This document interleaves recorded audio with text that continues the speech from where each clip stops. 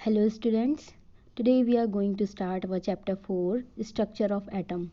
In this session we will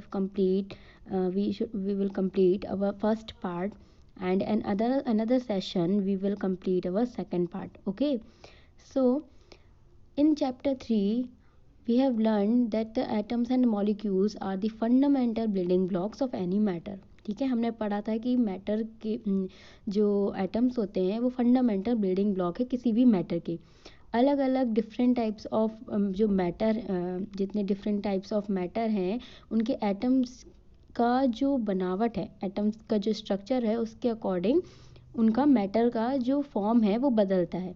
okay, अब ये question एक अराइज हुआ कि एक एलिमेंट के एटम से दूसरे एलिमेंट का एटम कैसे अलग है. हमने लास्ट चैप्टर में यही पढ़ा था कि एटम एक इंडिविजुअल पार्टिकल है जो डाल्टन ने हमको बताया. ओके, अब ये स्मॉलर कॉन्स्टिट्यूएंट जो है एटम का, ये क्या एक सिंगुलर पार्टिकल है, क्या इसके अंदर भी कुछ पार्टिकल्स हैं.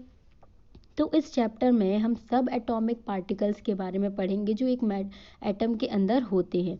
ओके, इस पूरे चैप्टर में हम क्या पढ़ने वाले हैं, सब atomic particles of any atom. ठीक है, तो ये structure of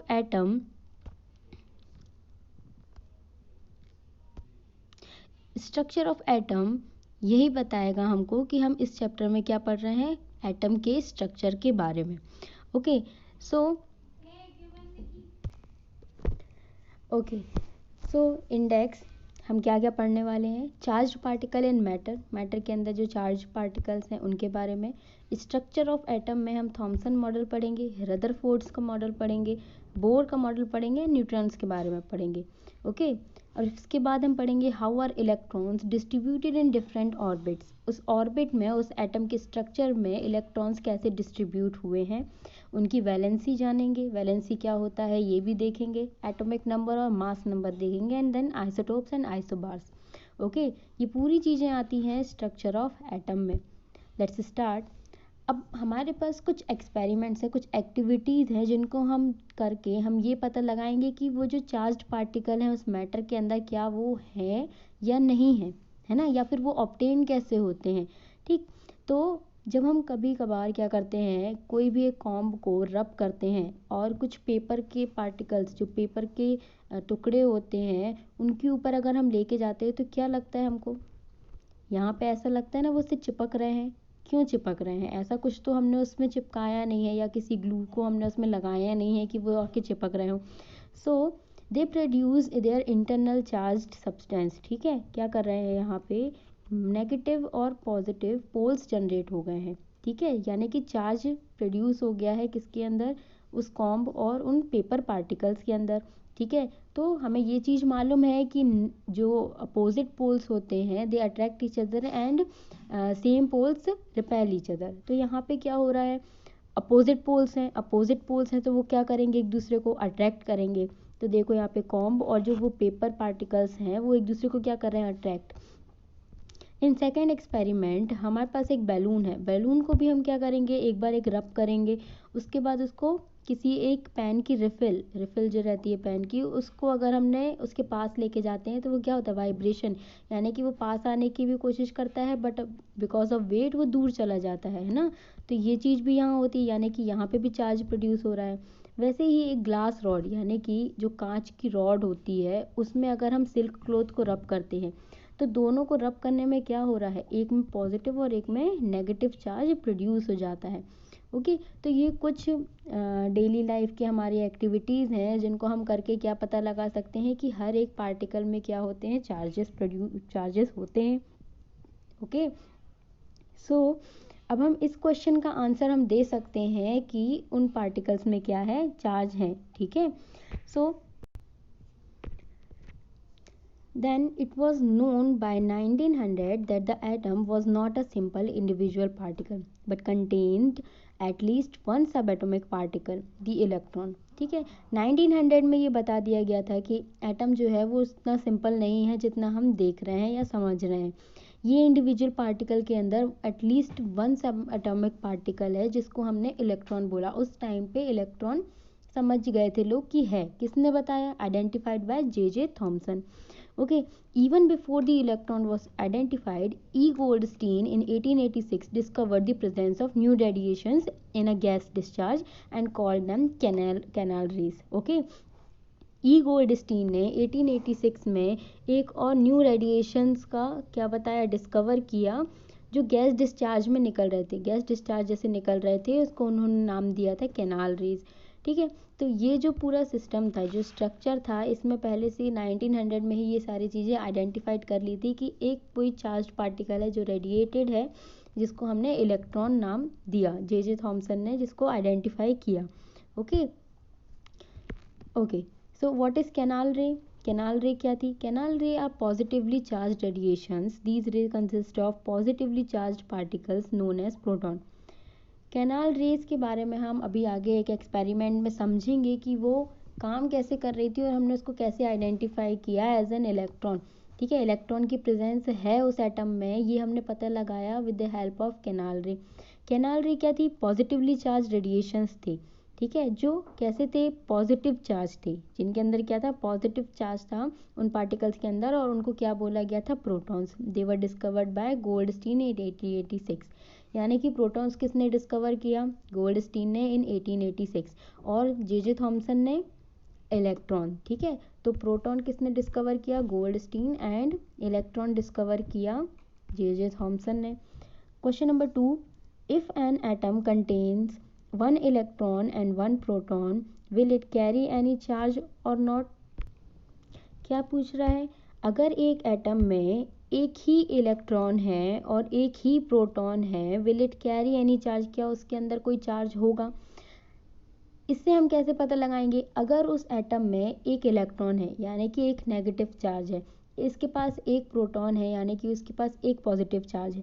so negative charge, positive charge, यहाँ पे क्या हो रहा है? दोनों की बैलेंसिंग हो रही है। मैग्नीट्यूड क्या हो जाएगा चार्ज का? जीरो हो जाएगा, यानी कि प्लस माइनस क्या हो जाएगा? कोई चार्ज नहीं रहेगा। Therefore an atom containing one electron and one proton will not carry any charge, thus it will be a neutral atom. हम उसको क्या बोलेंगे? न्यूट्रल एटम बोलेंगे। Okay okay, after that the structure of an atom. अब structure क्या है उस atom का, हम अलग अलग थ्योरीज से समझेंगे। So we have learn Dalton's atomic theory in chapter 3। Okay, which suggested that the atom was individual and indestructible। हमने क्या पढ़ा था कि इंडिविजुअल पार्टिकल है वो एटम, और अनडिस्ट्रक्टिबल है, यानी कि हम उसको तोड़ नहीं सकते। But the discovery of two fundamental particles, electron and protons, inside the atom led to the failure of this aspect of Dalton's atomic theory. Dalton ने जो एटॉमिक थ्योरी बताई थी, that individual particle, the atom, it is indestructible. ठीक है, यानी कि वो individual था बट अनडिस्ट्रक्टिबल भी था। बट इलेक्ट्रॉन और प्रोटॉन की थ्योरी आने से, फंडामेंटल पार्टिकल्स के बारे में जानने के बाद, ये थ्योरी फेल हो गई। डाल्टन्स की ये थ्योरी कि एटम इंडिविजुअल है एंड अनडिस्ट्रक्टिबल है, फेल हो गई। So it was then considered necessary to know how electrons and protons are arrange within an atom. अब हमने ये क्या जानना शुरू कर दिया कि इलेक्ट्रॉन और प्रोटॉन कैसे अरेंज है उस एटम के अंदर। So for explaining this, many scientists proposed various atomic model। तो इसके लिए अब अलग अलग साइंटिस्ट ने एक एक चीज़ में काम करना शुरू कर दिया, उन्होंने अलग अलग थ्योरीज या एटॉमिक मॉडल्स देने शुरू कर दिए। सो थॉमसन ने एक एटॉमिक मॉडल दिया। उसने बताया कि एज अ वाटरमेलन हम देखते हैं तो वाटरमेलन एक राउंडेड शेप का होता है, उसके अंदर छोटे छोटे बीज हमने देखे होंगे ब्लैक कलर के। ओके, और जो खाली स्पेस है, इन सबको रिलेट करके उन्होंने एक मॉडल दिया कि वो जो पूरा राउंड शेप है वो एक एटम है। ठीक है, एटम के अंदर जो ब्लैक छोटे छोटे बीज हैं उस वाटरमेलन के, वो समझ लिए हमने इलेक्ट्रॉन, और बाकी जो बचा हुआ स्पेस है, that is called as a positive charge in an atom, यानी कि वो क्या है? प्रोटॉन्स हैं।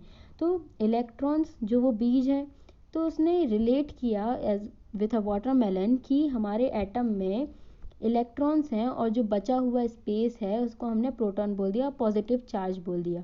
ठीक है, ये थॉमसन का एटॉमिक मॉडल था। तो थॉमसन ने क्या प्रपोज किया था, an atom consist of a positively charged sphere and the electrons are embedded in it. उसने बताया कि एक एटम पॉजिटिवली चार्ज्ड एक स्फीयर से बना हुआ है और उसके अंदर इलेक्ट्रॉन्स एम्बेड हैं, यानी कि छोटी छोटी जगह में लगे हुए हैं। ठीक है, उसने ये बताया। सेकेंड थ्योरी उसने क्या दी, the negative and positive charges are equal in magnitude, so the atom as a whole is electrically neutral. उसने ये बताया कि दोनों का मैग्नीट्यूड, दो प्रोटॉन्स एंड द इलेक्ट्रॉन्स, यानी कि negative charges and the positive charges are equal in magnitude, they are equal. ठीक है, और इसके कारण जो एटम होता है वो इलेक्ट्रिकली न्यूट्रल होता है। इलेक्ट्रिकली न्यूट्रल क्यों बोल रहे हैं, because charges are not there, है ना, ना नेगेटिव चार्ज है ना पॉजिटिव चार्ज है, पूरा न्यूट्रल है, इसलिए इलेक्ट्रिकली न्यूट्रल बता दिया। So although Thomson's model explain that atoms are electrically neutral, है ना, मतलब पूरा ओवरऑल अगर देखा जाए तो उसने ये बताया कि एक एटम इलेक्ट्रिकली न्यूट्रल होता है because negative charges and positive charges are equal in magnitude. ये थॉमसन का मॉडल था, उसने ये प्रपोज किया था। ओके, व्हाट अबाउट थॉमसन, कौन थे ये, J Thomson 1856 to 1940, this is his birth date and that date. A British physicist was born in Cheetham Hill, a suburb of Manchester on 18 December 1856. He was awarded the Nobel Prize in Physics in 1906 for his work on the discovery of electron. Electron की discovery के लिए इनको Nobel prize भी मिला है in 1906. Okay, he directed the Cavendish Laboratory at Cambridge for 35 years and 7 of his research assistants subsequently won Nobel Prize. इसके 7 assistant जिनको क्या मिला है, नोबेल प्राइज भी मिला है, यानी कि इसके अंदर काम करने वाले जो इसके असिस्टेंट थे उनको भी नोबेल प्राइज मिल चुका है, यानी कि इनका वर्क बहुत ही प्रीशियस था और बहुत ही अच्छा था। Okay, now the Rutherford's model, हमने एक जे थॉमसन का मॉडल पढ़ा जिसमें उन्होंने एक एटम को कंपेयर किया है एक वाटरमेलन से। ओके, रदरफोर्ड का मॉडल क्या बताता है, इन दिस एक्सपेरिमेंट, उन्होंने एक एक्सपेरिमेंट के थ्रू ये चीज़ें को बताया। Fast moving alpha particles were made to fall on a thin gold foil. उन्होंने अल्फा पार्टिकल्स जो किसी सोर्स से निकाले, उन्होंने अल्फा पार्टिकल्स को एक थिन गोल्ड फॉइल में पास करवाया, यानी कि जो गोल्ड फॉइल होती है ना, यानी कि गोल्ड की जो पतली लेयर, जैसे एल्यूमिनियम फॉइल होती है जिसको हम खाना रखने के लिए यूज़ करते हैं, वैसे ही गोल्ड फॉइल पतली एक शीट गोल्ड की, उसको यूज़ किया और उसमें क्या पास किया, एक अल्फा पार्टिकल्स को पास किया। So he selected a gold foil because he wanted as thin a layer as possible. This gold foil was about 1000 atoms thick. उसने क्यों गोल्ड फॉइल ली, क्योंकि वो चाहता था कि जितना हो सके उतना पतला उसको कोई एक पार्टिकल चाहिए था। तो गोल्ड बहुत अच्छे से मैलेबल है, यानी कि मैलेबल यानी कि बहुत अच्छे से उसमें शीट में वो ड्रॉन हो सकता है, बहुत पतली शीट में भी वो ड्रॉन हो सकता है, इसलिए उसने गोल्ड फॉइल ली। और ये गोल्ड फॉइल उसने कितनी मोटी ली, 1000 एटम्स थिक, यानी कि 1000 एटम्स को अगर हम सीरीज में लगाएं तो उसके बराबर मोटी थी। ओके, नाउ गोल्ड फॉइल क्यों लिया हमने ये देख लिया। Then alpha particles, they are doubly charged helium ions since they have a mass of 4u. The fast moving alpha particle have a considerable amount of energy. Alpha particles कैसे हैं, डबली charged helium ion के हैं, है ना, यानी कि helium ion double charge जो रहेगा, यानी कि उसका मास क्या होगा 4u. Okay, fast moving alpha particles have a considerable amount of energy. Alpha particle fast moving, इनकी एनर्जी बहुत हाई होती है। ओके, इसलिए उन्होंने अल्फा पार्टिकल्स किसी सोर्स से पास किया उस गोल्ड फॉइल में। After that, it was expected that alpha particle would be deflected by the subatomic particles in the gold atoms. उन्होंने ये एक्सपेक्ट किया कि अल्फा पार्टिकल्स जो है उस गोल्ड फॉइल से पूरी तरीके से क्या हो जाएंगे, डिफ्लेक्ट हो जाएंगे उन सब एटॉमिक पार्टिकल से जो उस गोल्ड एटम में है। ठीक है, since the alpha particles were much heavier than the protons, he did not expect to see large deflection. उसने क्या देखा, उसने ज़्यादा डिफ्लेक्शन नहीं देख पाया, उसने ये देखा कि जो अल्फा पार्टिकल्स के प्रोटॉन है वो बहुत ज़्यादा हैवी हैं। उसके बाद क्या हुआ, डिफ्लेक्शन उसको ज़्यादा नहीं देखा। अब देखो यहाँ पे अगर रेज आ रही हैं, अल्फा पार्टिकल्स की रेज आ रही हैं, ये रेडिएशंस, पर इसको डिफ्लेक्शन दो ही जगह देखा, बाकी क्या हुई, पास हो गई। अब ये कैसे हुआ, इसके लिए उन्होंने देखा, but the alpha particle scattering experiment gave totally unexpected result. उसको कुछ और ही रिजल्ट मिला, जो उसने एक्सपेक्ट किया था कि डिफ्लेक्ट हो जाएंगी पूरी रेज, बट ऐसा नहीं हुआ। So most of the fast moving alpha particles passed straight through the gold foil. उसने देखा कि most of the moving particles, जितने भी अल्फा रेडिएशंस थे, अल्फा पार्टिकल्स थे, वो क्या हुए, सीधे पास हो गए, है ना, फॉइल के अंदर से ही सीधे पास हो गए। और उसको डिफ्लेक्टिंग अल्फा पार्टिकल्स कैसे मिले, बहुत ही कम मिले, स्मॉल एंगल के साथ वो डिफ्लेक्ट हो गए, ज़्यादा एंगल भी नहीं रहा था उनके डिफ्लेक्शन का।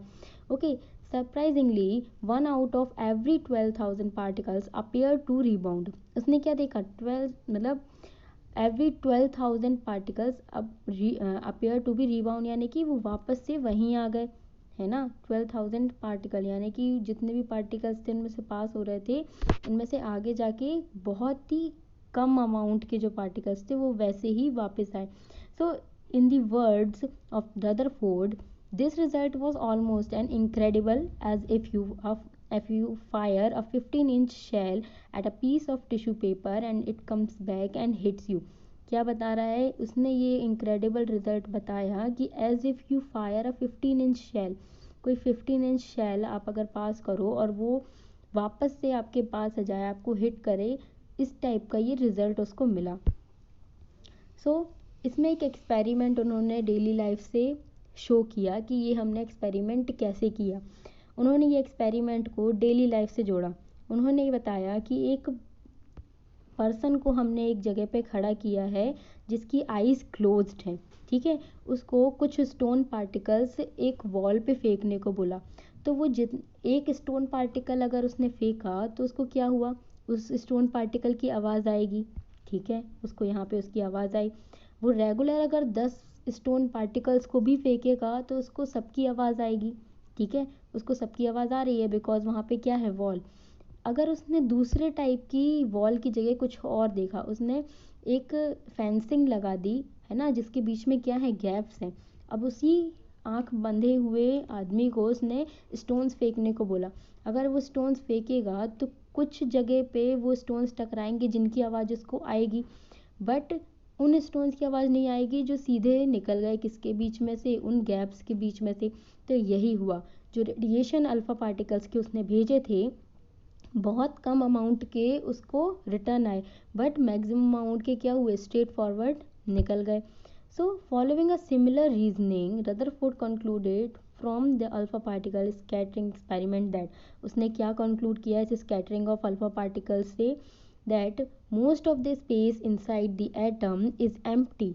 बहुत सारा स्पेस एक एटम के अंदर खाली होता है, because most of the alpha particle pass through the gold foil without getting deflection. उसने क्या बताया, कोई भी डिफ्लेक्शन नहीं हुआ, यानी कि ज़्यादातर स्पेस कैसा है, ज़्यादातर स्पेस खाली है। ओके, इसका मतलब अल्फ़ा पार्टिकल्स जो हमने भेजे थे, अब ये अल्फ़ा पार्टिकल्स एक बहुत ही सिंपल तरीके से आप समझो, इसके अंदर क्या होते हैं, 2 प्रोटॉन्स एंड 1 न्यूट्रॉन, यानी कि इसके अंदर कौन से चार्जेस हैं, पॉजिटिव। अगर ये नेगेटिव चार्जेस में जाएगा तो क्या होगा, अट्रैक्ट होगा। अगर ये पॉजिटिव चार्जेस में जाएगा तो डिफ्लेक्ट होगा। बट क्या हो रहा है यहाँ पे, हम अल्फ़ा रेज अगर भेज रहे हैं, हमने ये चीज़ तो छोड़ दो, हम अल्फ़ा रेज अगर अल्फ़ा पार्टिकल्स हम भेज रहे हैं तो ये क्या हो रहे हैं, बहुत सारे स्पेस से सीधे निकल रहे हैं। तो इन चीज़ों से रदरफोर्ड ने क्या कंक्लूड किया कि most of the space inside the atom is empty. ज़्यादातर स्पेस इस एटम के अंदर क्या है, एम्प्टी है, जहाँ से अल्फ़ा पार्टिकल्स सीधे पास आउट हो रहे हैं उस गोल्ड फॉइल में से without any deflection. Okay, second चीज़ उसने क्या बताई, very few particles were deflected from their path, indicating that the positive charge of an atom occupies very little space। क्या बता रहा है, बहुत ही कम पार्टिकल्स जो हैं जो डिफ्लेक्ट हो रहे हैं अपने पाथ से, यानी कि क्या इंडिकेट कर रहा है, positive charge of an atom occupies very little space. उस एटम के पॉजिटिव चार्जेस जो हैं वो बहुत कम स्पेस में प्रेजेंट है, ठीक है, क्योंकि like charges repel each other, है ना। अगर पॉजिटिव चार्ज के अल्फ़ा पार्टिकल्स उस एटम के अंदर जा रहे हैं तो जो पॉजिटिव चार्जेस के पार्टिकल्स है वही क्या करेंगे, उनको डिफ्लेक्ट करेंगे बिकॉज दे रिपेल, ठीक है, यानी कि बहुत कम डिफ्लेक्शन हो रहा है, यानी कि उन एटम्स के अंदर बहुत कम पॉजिटिव चार्ज प्रेजेंट है, यानी कि प्रोटॉन्स बहुत कम प्रेजेंट है। ओके, ये क्या इंडिकेट कर रहा है, that positive charges of an atom occupies very little space, बहुत कम स्पेस में वो प्रेजेंट है positive charges. So a very small fraction of alpha particles were deflected by 1800, indicating that all the positive charge and the mass of the gold atoms are concentrated in a very small volume within the atom.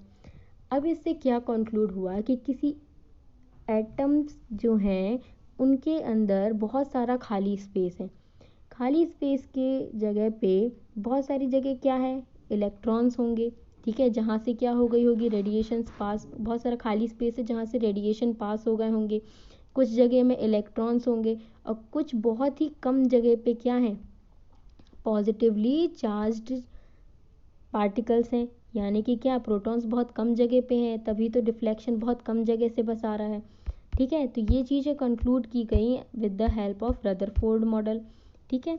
From the data, he also calculated that the radius of the nucleus is about 105 times less than the radius of the atom. उसने ये बताया कि radius of the nucleus, radius जो nucleus की है वो 105 times कम है उस एटम की रेडियस से, यानी कि एटम की रेडियस से 105 टाइम्स कम है उस न्यूक्लियस की रेडियस, यानी कि बहुत ज़्यादा छोटा है न्यूक्लियस उस एटम के अंदर का, ठीक है। तो ये चीज़ें कंक्लूड करी उस न्यूक्लियर मॉडल में। अब ये न्यूक्लियर मॉडल जो एटम का था, on the basis of this experiment Rutherford put forward the nuclear model, उसने न्यूक्लियर मॉडल को सामने रख दिया and of an atom which had the following features, उसके कुछ फीचर्स क्या थे, there is a positively charge centre in an atom called the nucleus. उसने ये बताया किसी एक एटम के बीच में पॉजिटिवली चार्ज सेंटर है, पॉजिटिवली चार्ज क्या है, सेंटर है, उसको न्यूक्लियस नाम दिया। Nearly all the mass of an atom resides in the nucleus, उसने ये बोला कि उस सेंटर में ही पूरा मास एग्जिस्ट करता है उस एटम का। The electrons revolve around the nucleus is in well defined orbit. उसने सेकंड चीज़ क्या बताई कि इलेक्ट्रॉन्स रिवॉल्व होते हैं एक डिफाइंड ऑर्बिट में उस एटम, उस न्यूक्लियस के इर्द गिर्द, यानी कि आसपास जो रिवॉल्विंग ऑर्बिट्स हैं उनमें, ठीक है। The size of the nucleus is very small as compare to the size of atom. उसने रेडियस बताई थी 100 टाइम्स स्मॉलर होती है न्यूक्लियस की एज कम्पेयर टू एटम, ठीक है। तो size of nucleus is very small as compare to the size of atom. Alright, तो तीनों चीज़ें क्लियर हुई। उसने न्यूक्लियर मॉडल में क्या बताया, फर्स्ट चीज़ ये बताई कि एटम के अंदर बीच में पॉजिटिवली चार्ज्ड सेंटर है जिसको उसने न्यूक्लियस नाम दिया, और उसका सारा का सारा मास कहाँ कंसंट्रेटेड है, उस न्यूक्लियस में, एटम का पूरा मास एक न्यूक्लियस में कंसंट्रेटेड है। ये फर्स्ट चीज़ ओवर हुई। सेकंड चीज़ इसने क्या बताई कि एक वेल डिफाइंड ऑर्बिट में इलेक्ट्रॉन्स मूव करते हैं, यानी कि रिवॉल्व करते हैं। ओके, थर्ड चीज़ क्या बताई, the size of nucleus is very small. उसने न्यूक्लियस की साइज़ बहुत स्मॉल बताई as compare to the size of atom. Alright, ये न्यूक्लियर मॉडल था रदरफोर्ड का।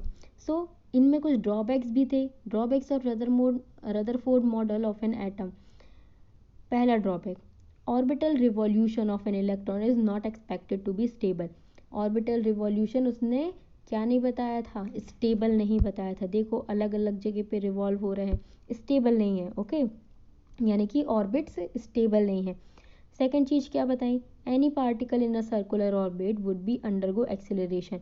उसने ये बताया कि कोई भी एक्सेलरेशन में जा सकता है, यानी कि मूवमेंट फास्ट हो सकता है, ठीक है। थर्ड चीज़ उसने क्या बताई, जो ड्रॉबैक था उसकी थ्योरी का, during acceleration charge particles would radiate energy. Acceleration होते टाइम जो पार्टिकल्स हैं वो एनर्जी भी रेडिएट कर सकते हैं, यानी कि वो अपनी एनर्जी लूज़ कर देंगे अगर रेडिएट कर देंगे तो, ठीक है। जैसे अगर हम भागते हैं तो हमारी एनर्जी निकलती है ना, वैसे ही अगर वो एक्सेलरेशन में आ गए पार्टिकल्स जो ऑर्बिट में घूम रहे हैं, यानी कि इलेक्ट्रॉन्स, तो वो अपनी एनर्जी लूज़ कर देंगे because they are radiating the energy.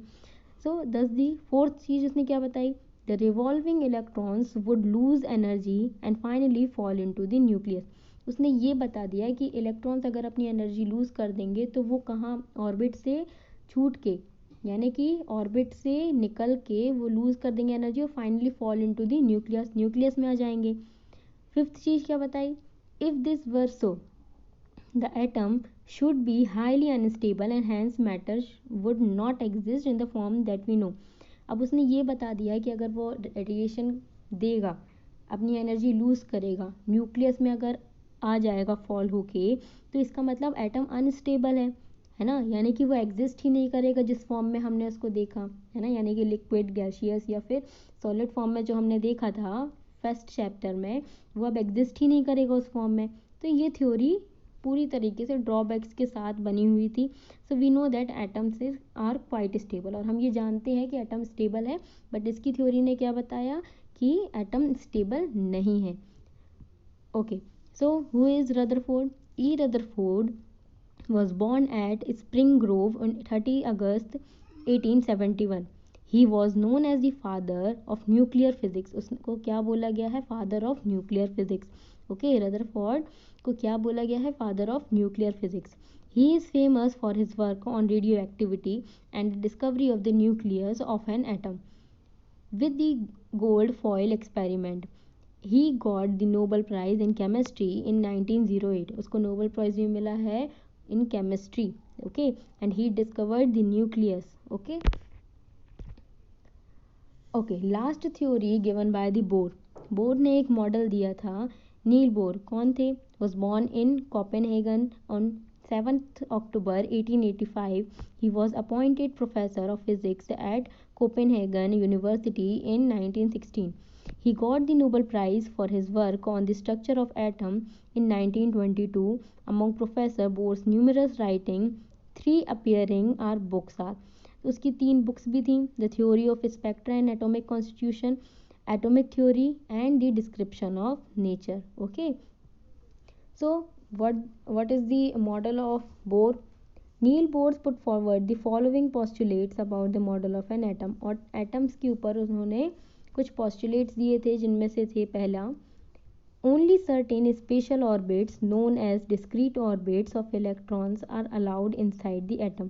उन्होंने बताया कुछ स्पेशल ऑर्बिट्स ही एग्जिस्ट करती हैं उस इलेक्ट्रॉन में जो वो एटम अलाउ करे अपने अंदर। ठीक है, यानी कि कुछ ऑर्बिट, डिस्क्रीट ऑर्बिट, यानी कि एक नंबरिंग के साथ वो जमी हुई हैं। ठीक है, उस एटम के अंदर जो वो एटम चाहेगा उतनी ही ऑर्बिट एग्जिस्ट कर पाएंगी। सेकेंड चीज़ उसने क्या बताई, while revolving in discrete orbit the electrons do not radiate energy. उसने सेकेंड थ्योरी ये बताई कि उन डिस्क्रीट ऑर्बिट्स में अगर इलेक्ट्रॉन मूव करेगा तो वो कोई भी एनर्जी रेडिएट नहीं करेगा। इसने 2 पोस्टुलेट्स दिए। सो अकॉर्डिंग टू दिस उसने ये बताया, फ्यू एनर्जी लेवल्स बताई उसने एटम्स की। तो यहाँ पे न्यूक्लियस उसने बताया, जो आसपास की डिस्क्रीट ऑर्बिट्स थी जिसको उसने नाम दिया KLMN, और उसके बाद जितनी भी आगे चलती जाए उसके बाद उनको हम नंबरिंग दे सकते हैं। तो शेल फर्स्ट जिसको K नाम दिया गया, यानी कि उसका N value, these orbits or shells are called energy levels. इनको क्या बोला गया? Energy levels. यानी कि इस न्यूक्लियस में कुछ एनर्जी की यहाँ पे फर्स्ट ऑर्बिट में होंगी, यानी कि फर्स्ट लेवल ऑफ एनर्जी में, सेकेंड लेवल ऑफ एनर्जी में, थर्ड लेवल ऑफ, जिनको हमने क्या बोला? ऑर्बिट्स हैं। K orbit, L orbit, L shell या M शेल या N शेल। ठीक है, इनको नंबरिंग दी गई, n इक्वल टू 1 यानी कि K shell, n equals to 2 यानी कि L shell. Okay, so they are also called as energy levels। so these orbits or shells are represented by the letters K, L, M, N and so on, और the numbers, या फिर number से भी हम उनको show कर सकते थे कि फर्स्ट शेल है, सेकंड शेल है, या फिर K शेल है, या फिर L शेल है। ठीक है, okay, after that, on the basis of Thomson model of an atom, explain how the atom is neutral as a whole। Thomson के मॉडल से एक्सप्लेन करना है कि एटम न्यूट्रल है। According to Thomson model of the atom, उसने क्या बताया था थॉमसन ने कि न्यूट्रल है। क्यों? बिकॉज उसने क्या बताया, मैग्नीट्यूड दोनों का कैसा है? सेम है। ठीक है, so an atom consist of both negatively and positively charge particle. Okay, the negatively charge particles are embedded in the positively charge sphere. उसने ये बताया था ना, पॉजिटिवली चार्ज स्फीयर है, यानी कि वाटरमेलन के अंदर एम्बेडेड क्या है? इलेक्ट्रॉन्स। ऐसा उसने शो किया था। These negative and positive charges are equal in magnitude. Thus, by counterbalancing each other's effect, they make an atom neutral. Okay. Question 2. On the basis of Rutherford's model of an atom, which subatomic particle is presented in the nucleus of an atom? Rutherford model के according विच सब atomic particle is present in the nucleus? कौन सा सब atomic particle present होता है nucleus के अंदर? Rutherford का मॉडल, जिसमें उसने अल्फा पार्टिकल्स रेडिएट किए थे in a gold foil. So on the basis of Rutherford's model of an atom, protons, the positively charged particles, are present in the nucleus of an atom. क्या है?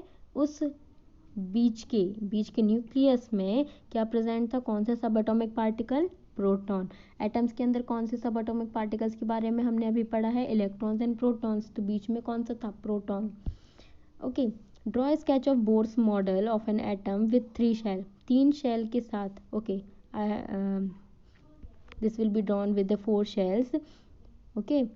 3 shells के साथ bourse का model बनाना है. सो बीच में positively charge nucleus है. K shell है, L shell, M shell. Okay, if you want to draw, you can draw also 4th shell. Question number 4. What do you think would be the observation if the alpha particle scattering experiment is carried out using a foil of a metal other than the gold? जो alpha particles का Rutherford का model था, उस experiment में if अगर हम foil में gold foil की जगह मेटल फॉइल अगर लगाते तो क्या होता? If the alpha particle experiment is carried out using a foil of a metal then rather than gold, there would be no change in the observation. In the alpha scattering experiment, a gold foil was taken because gold is malleable and thin foil of gold can be easily made. It is difficult to make such foil from other metals. है ना? इन particles में हमने gold foil का इसलिए use किया था because it is malleable, है ना, drawn into a very thin sheet. But other metals के साथ ऐसा नहीं है. लेकिन अगर हम एक्सपेरिमेंट करते तो एक्सपेरिमेंट में कोई भी फ़र्क नहीं आता. At last, what is neutrons? हमने 2 सब एटॉमिक पार्टिकल के बारे में पढ़ा, electrons and protons. The third one is neutrons. In 1932, J. Chadwick discovered another subatomic particle which had no charge and a mass nearly equal to that of a proton. क्या बताया उन्होंने?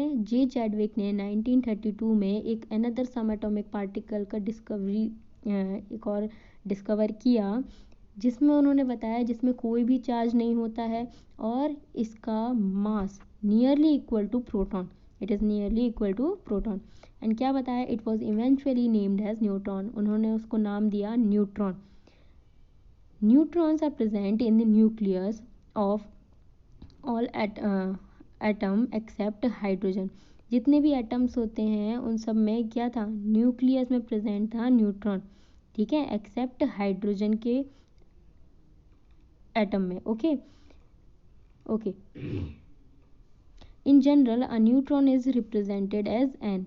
ठीक है, neutron को किससे रिप्रेजेंट किया गया? N से. जैसे हमने प्रोटॉन को पी से रिप्रेजेंट किया था, न्यूट्रॉन को हमने एन से रिप्रेजेंट किया एंड इलेक्ट्रॉन को हमने ई से रिप्रेजेंट किया. ओके. तो इसने क्या बताया? इन्होंने फुल तरीके से एटम का स्ट्रक्चर कंप्लीट कर दिया. कैसे? उन्होंने बताया एटम जिनकी शेल्स में इलेक्ट्रॉन मूव कर रहे हैं. ठीक है, जो बताया बोर्स मॉडल ने.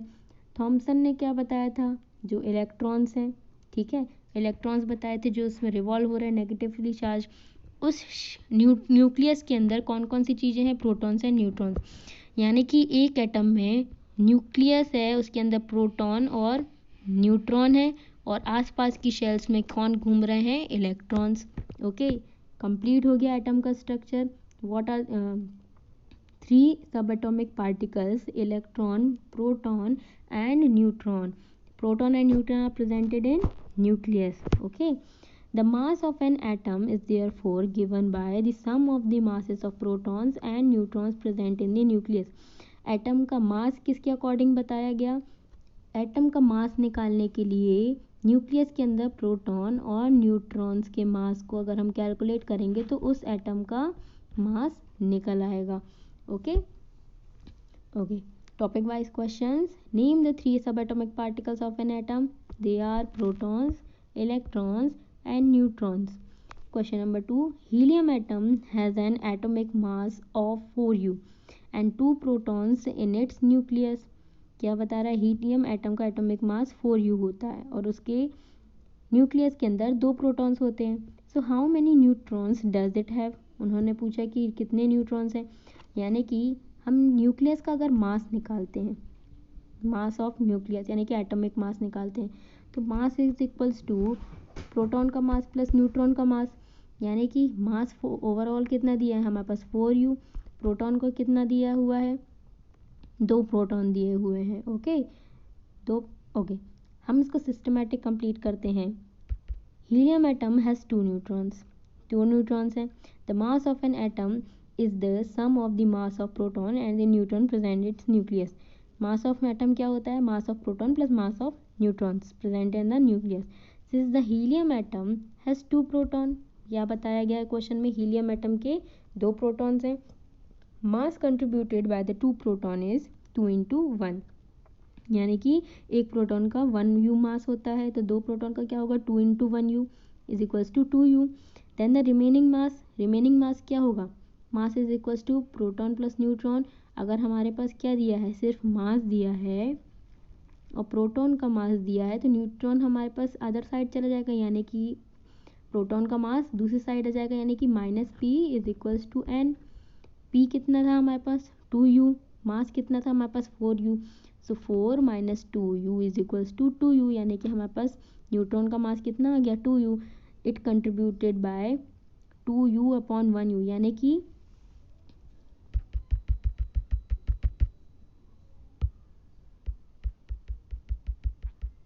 सी दिस, हमारे पास मास हमने निकाल लिया, mass minus p equals to n. 4u minus 2u is equals to n. ठीक है, हमारे पास कितने थे 2n थे, है ना, हमारे पास 2 न्यूट्रॉन थे. ठीक है, तो 2n. Then 4u minus 2u कितना हो गया 2u is equals to 2n. यानी कि 2 न्यूट्रॉन का मास कितना हुआ 2u हुआ. तो अगर हम 1 न्यूट्रॉन का मास माने तो कितना हो जाएगा 1u. ठीक है, so 2 neutrons have 2u mass. All right. Okay at last the subatomic particles की एक हमने सारी चीज़ों को एक साथ कंक्लूड कर लिया है. सो रिलेटिव साइज बताया है प्रोटॉन्स का 1.67 इंटू 10⁻⁻27 मास है प्रोटॉन का, और उसका चार्जेस क्या है पॉजिटिवली चार्ज, यानी कि plus 1.602 into 10⁻⁻19. Neutrons their charge is neutral and the mass is 1.67, यानी कि प्रोटॉन के मास के बराबर होता है. इलेक्ट्रॉन साइज इनका नहीं बताया है. 9.11 into 10⁻⁻31 is the mass and the charge is negatively charge, यानी कि 1.602 into 10⁻⁻19. Okay okay, thank you so much. We will complete this chapter in the next part.